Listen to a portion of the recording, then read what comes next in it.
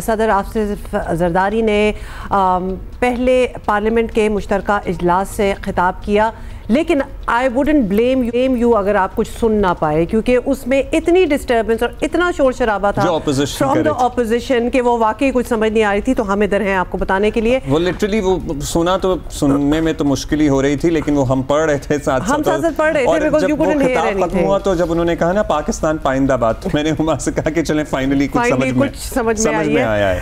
अच्छा जी, आपको ये भी बता दें कि आइन के आर्टिकल 56 के मुताबिक नए पार्लियामानी साल के आगाज़ पर सदर मुमलिकत पार्लियामेंट के मुश्तरका इजलास से खिताब करते हैं, और सदर जरदारी ने ये खिताब ऐसे वक्त में किया है जब हुक्मरान जमात मुस्लिम लीग नून और आसिफ अली जरदारी की जमात पीपल्स पार्टी के दरमियान इख्तलाफात नुमाया हो रहे हैं। और सदर का कहना था कि हमारी अवाम ने अपनी उम्मीदें पार्लियामेंट से वाबस्ता कर रखी हैं और हमें अवाम की तवक्कुआत पर पूरा उतरना चाहिए। ये उनका बेसिकली जिस थी जो उन्होंने कहा है।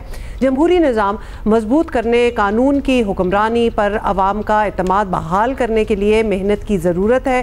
पाकिस्तान को खुशहाली की राह पर गामज़न करने के लिए मज़ीद मेहनत करना होगी। सदर आसिफ अली जरदारी ने मईशत की बेहतरी का एतराफ़ करते हुए हुकूमत की माशी कोशिशों को सराहा है। सदर ने कहा कि माशी तरक्की के मुस्बत रास्ते पर मुल्क को डालने पर हुकूमत की कोशिशों को मैं सराहता हूँ। हमारे ज़र मुबादला के ज़खायर में भी इजाफा देखने में आया है। Watch a little bit of his उनका खिताब, ताकि आपको पता चल जाए कि एक्चुअली हो क्या रहा था।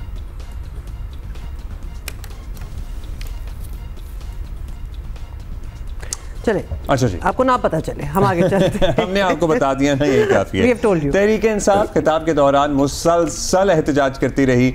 सदर जरदारी ने कहा भाई रोजे में बड़ा भरपूर एहतजाज किया उन्होंने, और सदर जरदारी भी मतलब अपनी स्पीच के साथ बिल्कुल कंटिन्यू रहे। उन्होंने कहा कि ऐवान पर जोर देता हूँ कि वो कारोबार करने में आसानी बढ़ाने में अपना किरदार अदा करे। सरमायाकारों, छोटे कारोबारों और बैनुल अक़वामी कंपनियों के लिए पाकिस्तान को सरमायाकारी के लिए एक पुरकशिश मकाम बनाना चाहिए। आज आम आदमी, मजदूर और तनख्वाहदार तबके को शदीद माशी मुश्किलात का सामना है।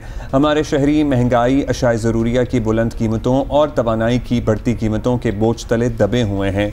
मैं इस पार्लियामेंट और हुकूमत पर जोर देता हूँ कि वो अगले बजट में आवाम को हकीकी रिलीफ फराहम करें। हुकूमत को आइंदा बजट में तनख्वाहों और पेंशन में इजाफे, तनख्वाहदार तबके पर इनकम टैक्स कम करने और तवानाई की लागत कम करने के इक़दाम करने चाहिए।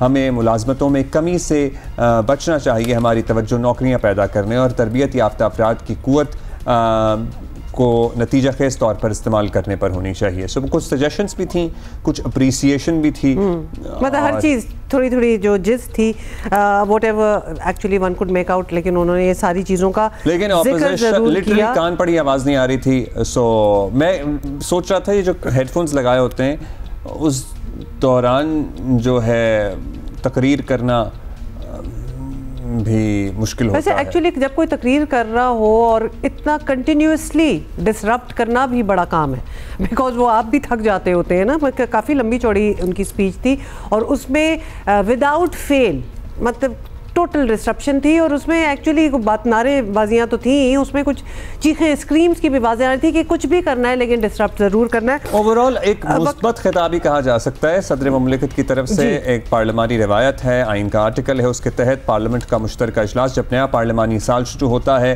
तो ये तो मुस्बत था।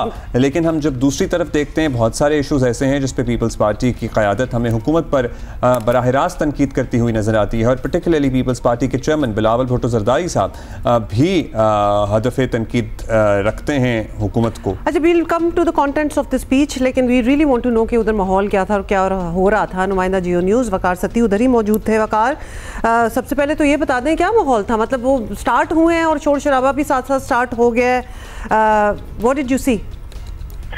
जी बिल्कुल, आपने ठीक कहा कि ये मजमूई तौर पर आसिफ अली जरदारी का बतौर सदर मुमलिकत 8वां खिताब था पार्लियामेंट के मुश्तरका इजलास से, और ये पाकिस्तान के पहले वो प्रेसिडेंट हैं जो 8वीं दफ़ा आज वो खिताब कर रहे थे। लेकिन जब उनका खिताब शुरू हुआ तो अपोजिशन जो बाकायदा तैयारी करके आई थी, उनके हाथ में कतबे थे, वो प्ले कार्ड से छोटे मोटे जो वो बैनर्स थे, उन्होंने उस पर वो नारेबाजी वो शुरू कर दी, और इसके दौरान भी जो प्रेसिडेंट का खिताब है वो जारी रहा। और जहाँ तक आवाज़ अंदर जो है वो जो प्रेस गैलरी में एहतजाज की आवाज वो ज्यादा आ रही थी, लेकिन जो खिताब की जो तकरीर थी वो प्रेसिडेंट साहब की, उसकी वो आवाज बिल्कुल नहीं आ रही थी। और ये रवायत पहले भी मौजूद है, अपोजिशन एहतजाज करती रहती है 2002 से ऑनवर्ड, वो हम देख रहे हैं। लेकिन आज जो पीटीआई ने एहतजाज किया है, गुज़िश्ता एक साल में इतना मुनज़्ज़म वो एहतजाज पार्लियामेंट के अंदर या कौमी असम्बली या सेनेट के किसी इजलास में वो नहीं देखने पे आया।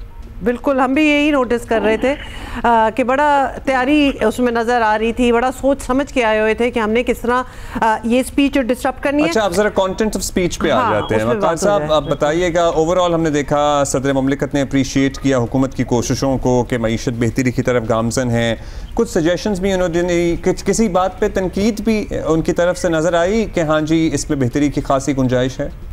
बिल्कुल, इस शोर शराबे में और रोले में वो खबर रह गई है, वो दब गई है। और असल जो खबर वो ये है कि सदर ममलिकत आसिफ अली जरदारी ने अपने खिताब में दरियाए सिंध के निज़ाम में मजीद नहरें निकालने की मुखालफत करते हुए उसे एक तरफा वो फैसला वो करार दिया। और उनका ये कहना था कि सदर की हैसियत से मेरा आईनी फर्ज है कि मोहब्बे वतन पाकिस्तानी की हैसियत से मेरी जिम्मेदारी है कि मैं ऐवान और हुकूमत को खबरदार करूँ कि आपकी कुछ एक तरफा पॉलिसियाँ वफाक पर शदीद दबाव का वो बाइस बन रही हैं। जबकि उनका ये कहना था कि इस तजवीज़ को बतौर सदर पाकिस्तान में हमायत वो नहीं कर सकता। यानी कि ये वो प्रोग्राम था जो हुकूमत पंजाब यहाँ से कह रही है कि हम दरिया उतरूज निकालेंगे, सिंध के अंदर जो है कॉमर्स जमातें इस पे एहतजाज वो कर रही हैं। आज प्रेसिडेंट ऑफ पाकिस्तान ने भी, जिनका अपना ताल्लुक भी सूबा सिंध से है, उन्होंने भी इसकी मुखालफत करते हुए हुकूमत को खबरदार किया है कि मैं आपको तजवीज़ देता हूँ बतौर प्रेसिडेंट ऑफ पाकिस्तान कि मैं इसकी हमायत नहीं कर सकता और ये हुकूमत का एक तरफा फैसला है। जबकि प्रेसिडेंट का ये भी कहना था कि हुकूमत इस फैसले को रिव्यू करे और दोबारा तमाम जो स्टेक होल्डर्स हैं उनको वो बिठा के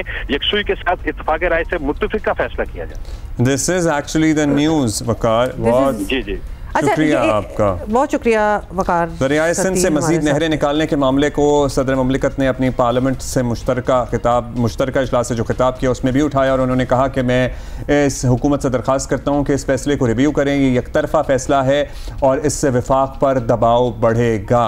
सो उसकी बरमला मुखालफत सदर मुमलिकत ने अपने खिताब की। और वही हम कहते हैं ना कि मोमेंट कितना इंपॉर्टेंट होता है कि किस मोमेंट पे आपने क्या बात की, that has a lot of weightage as well. और आज पार्लियामेंट के मुश्तरका इजलास में ये बात करना डेफिनेटली मीन्स समथिंग।